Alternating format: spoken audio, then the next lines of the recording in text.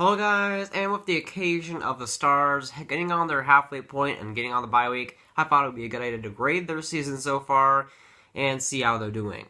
And with my handy dandy whiteboard, we'll make that possible. Now, the Stars are 24-16-3 on the season, 51 points, 4th in the Central Division, which is a pretty tough division. They're 6th in the conference, I do believe. I think they're like 8th overall in the NHL, so not bad, not doing terrible, and they're on a playoff spot, definitely. Alright, so let's go through the stats here. You got the Dallas Stars stats on the green, and then you have the league average for the red. Now, we'll start out with goals for, we'll just start out with that. 129 for the Dallas Stars, while the league average is 124. So, they're scoring 5 more goals than league average. They were kind of pegged to do a lot more offense, but they've been doing good offensively lately. They gotta get that consistency though. For offense, that's one of the key things. They gotta keep consistency, especially with the bottom 6. They need to get it going.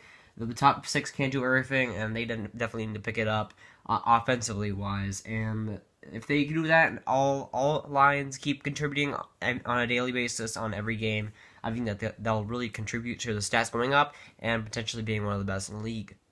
Now, the Stars have 117 goals against, while the league average is 127, so they're allowing less goals than the league average. But going into the season, I don't think anybody really expected that. I certainly didn't. I didn't expect them to allow less goals than the league average. I thought they were going to be one of I'd say the bottom 10 in defense. I thought it wasn't going to be that great. But hey, they're doing pretty well for themselves right now, and I hope it continues. Both goaltenders have played well, and to contribute to that, and being below the league average, that's definitely something you can look towards and feel good about. For power play percentage, these Stars are 20.16%, over the 20% mark. That's pretty good for power play, and the league average is 19.28%. So they're over the league average by a percentage. That's pretty decent. If you have a power play over 20%, it's nothing to worry about. You don't need to really fix a ton. But they've been trending upwards lately after they had a couple weeks there where they were pretty bad on the power play, and they're kind of trended up now. And the power play is looking good for the last couple of games, and I hope it continues. But I think that number will start to rise after they continue to do so. After a couple of bad weeks on the power play, those numbers will continue to go up. On the penalty kill, the Stars are 88.67%, right below the league average of 80.72%, which, if they're, I'd say it's good to be around the league average for penalty kill, but they were one of the best in the league. I'd say like a month ago, they were one of the best penalty killers in the league. So that number has definitely dropped down, and it's going to be tough to see. It's going to be weird to see how this penalty kill goes for the rest of the season. They were fantastic to start the gate. They're one of the best penalty kills in the league, I'd say, in like the first month, and then they started to trickle down a little bit, and it started to become a little bit more weak after a little more weak after all these games. And it's kind of started to fall down. They're below the league average, and that I would say that needs to change.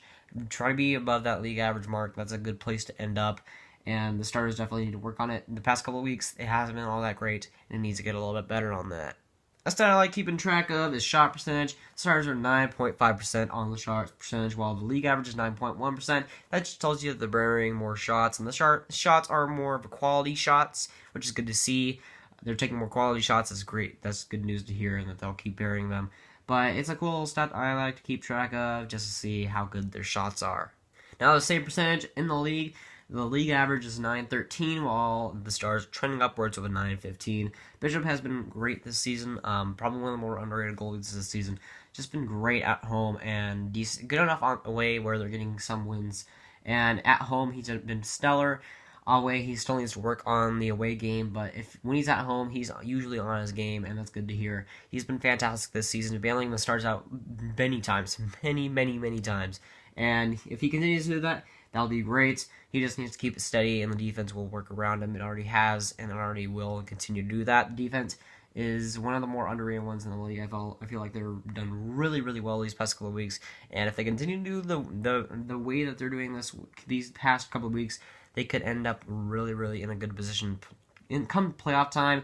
I think that really is key. Now, for player stats. For points, I have 10 players on here, the top 10 players in points, and let's just go through. Starting with Tyler Seguin, 40 points, 50% Corsi for percentage. His Corsi for percentage is kind of interesting. He's not that great at advanced stats, but he's been playing well defensively and offensively. Those numbers will probably go up. It's just a matter of time. Number 2, 39 points, Jamie Benn, 52.8% Corsi for percentage. He's been doing great, as always. He's Jamie Benn. And number 3, Klingberg, one of the Norris candidates, or should be at least. Klingberg, 39 points, 54.1 Corsi for percentage.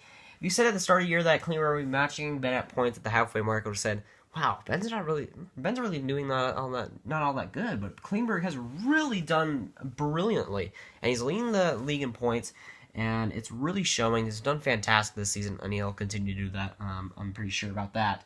At number 4, Radulov, 38 points, right behind the monster of the first 3.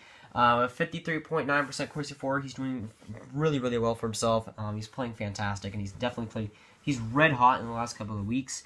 He's definitely played well, so he'll continue to play well. Fantasy owners, if you still on Radulov, he's going to continue to play well. Don't worry about that. At number 5, I've one of the more underrated guys in the NHL. Matthias Janmark, 23 points, 51.7% Corsi for percentage. He's played fantastic this season. He's buried some of the opportunities. He's getting lots of opportunities. And he's really getting the opportunity to play. He's getting lots of minutes, and he is playing well in that position. At number 6, we have Radek Faksa, one of my favorite players in the NHL. Probably one of the more underrated players in the NHL. I got Radek Faksa, 20 points, 52.5% Corsi for. He's not the guy that'll turn out loads of points, but 20 points at the halfway mark, you're on pace for like 40, 45 points. That's pretty good. But the defensive areas of Faksa's game cannot be understated. He's fantastic, brilliant, even on the defensive side. He really is, especially he reminds me a lot of how how a Spezza would play, like a better Spezza in the defensive zone. He really is great and just great on the defensive zone, and that's his biggest asset, and he really does play well in that position. Number 7, Devin Shore, 18 points, 46.9% Corsi for. He's a weird advanced stats player. I like him. I love Devin Shore's game, but he isn't all that great on advanced stats, and it's weird to see because I love Shore's game, and I think, well, I wouldn't say it was tailored to Corsi for percentage, but like he's very similar to Richie in my eyes, but apparently not, because Richie's dominating Corsi for percentage while Shore's not. So there is something weird there. I do like Shore's game. I really do like the guy. If you have him as a fourth line center, that is a fantastic team. He's a great fourth line guy. At number 8, Spezza, 16 points, 57 Corsi for percentage, dominating advanced stats as always. That's Spezza for you. He's doing okay. I don't feel like he's doing quite the. He doesn't finish heck of a lot. He doesn't finish that greatly. He has quite a lot of opportunities, but he doesn't really do much in the offensive zone. He does a lot for the breakout, but he just doesn't do much for me in the offensive zone to keep continuous pressure. And for Spezza, I just don't think that he really has the offensive zone pressure and the ability to keep pucks in the offensive zone. He's great on the breakout, and that's probably his biggest asset. And Spezza does really well in Corsi for percentage and advanced stats. He's pretty much an advanced stat darling. But I think he's played decently this season. He's not worth $7.5 million this season, but he's still playing well. And I think he's doing pretty decent. And number 9, Esa Lindell, 16 points, 54% on the Corsi for percentage. He has probably been the most improved player from last season on the Dallas Stars roster. I think that Lindell was bad last season, and he's really, really improved into, I wouldn't say quite a top 4 guy, but almost at that level. He really has played greatly. Offensively, he's done well. The awareness is a lot better than last season, and it's just raw skills have improved him greatly from last season, and that's great to see. And last but not least, we have Tyler Pitlick at number 10 with 15 points. He's played. I think that Pitlick on some days is playing an important role on the team.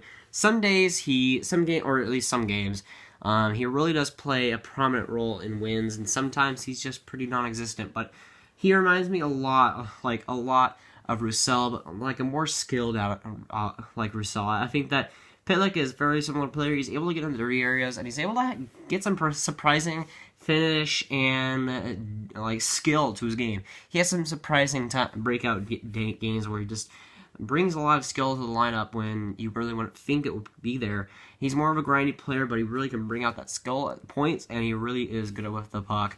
And he's really able to make some key plays when you think he wouldn't do it.